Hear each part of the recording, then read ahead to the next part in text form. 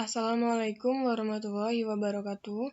Nama saya Dina Putri Aulia, NPM 19570510004 dari kelas B. Di sini saya akan menjelaskan tentang konversi ekspresi reguler ke DFA dari materi mata kuliah Teori Bahasa dan Automata.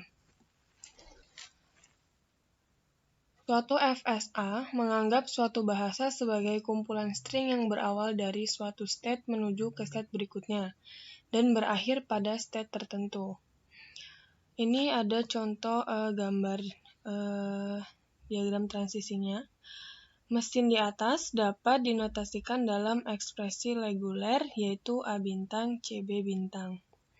Dapat pula dirumuskan dalam suatu aturan produksi atau production rules tata bahasa reguler. Di sini ada contoh di mana 1 bintang 0 gabungan 1 dia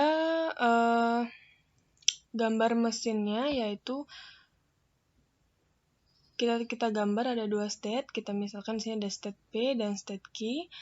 State P diberikan input 1, maka dia akan menuju ke state itu sendiri karena di sini ada tanda bintang. Lalu 0 gabungan 1, maka P diberikan input 0 dan 1, 0 gabungan 1 atau 0 dan 1, dia akan menuju ke state Q. Tata bahasa reguler itu memiliki aturan-aturan produksi. Yang pertama ada batasannya, yaitu jika alfa menghasilkan beta, maka A menghasilkan atau menurunkan beta, itu di mana A berisi satu simbol variabel, beta itu berisi simbol variabel atau terminal. Kita misalkan lagi, F di sini V maksudnya, menurunkan V dan T kecil kemudian V besar dan T kecil kemudian epsilon. Di sini simbol variabel V itu menghasilkan non-terminal atau masih bisa diturunkan. Misal A besar, B besar, dan C besar. Kemudian simbol terminal T kecil itu hasil yang diturunkan. Misalnya A kecil, B kecil, C kecil, 0, dan I besar. Kemudian simbol epsilon itu adalah string kosong. Suatu tata bahasa formal dinyatakan dengan 4 tupel, yaitu di mana misal G sama dengan V, T, S, P, di mana V itu merupakan simbol himpunan simbol variabel, dan T merupakan himpunan simbol terminal, S merupakan simbol awal, dan P merupakan himpunan aturan produksi. Tata bahasa reguler itu ada linear kanan, misal A, di sini A menghasilkan X beta, maka A menghasilkan X, di mana alpha dan beta merupakan elemen dari V, dan X elemen T. Kemudian linear kiri, misal A menghasilkan beta dan X, maka alpha menghasilkan X, di mana alpha, beta merupakan elemen V, dan X elemen T. Kemudian di sini, di sini ada contoh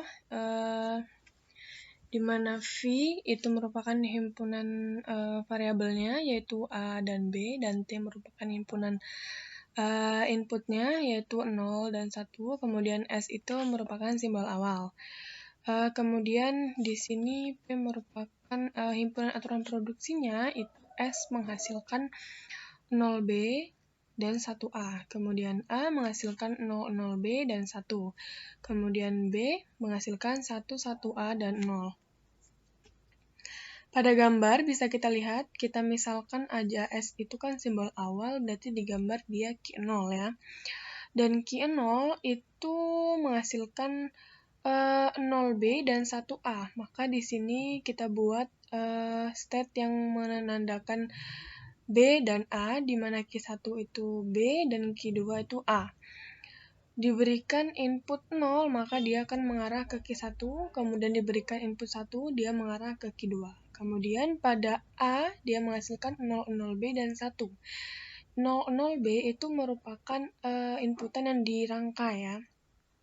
Nah, untuk menghubungkannya, kita memerlukan pembuatan state baru ya. Maka dari itu kita buat di sini state key 3 untuk merangkai 00B.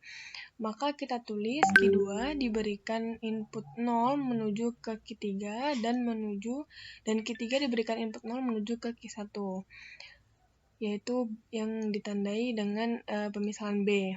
Kemudian key 2 diberikan input 1, dia karena tidak ada variabel di belakang angka 1 ini, maka dia langsung menuju ke final state, yaitu key 4. Kemudian sama saja, B ini merupakan inputan rangkaian juga, maka di sini kita hubungkan dulu ke ketiga, baru ke key 2. Lalu selanjutnya di sini juga ada 0, karena dia tidak ada variabel lain, maka kita hubungkan ke final state. Demikian yang bisa saya sampaikan mengenai materi berikut. Apabila ada kesalahan kata atau penjelasan, saya mohon maaf. Wassalamualaikum warahmatullahi wabarakatuh.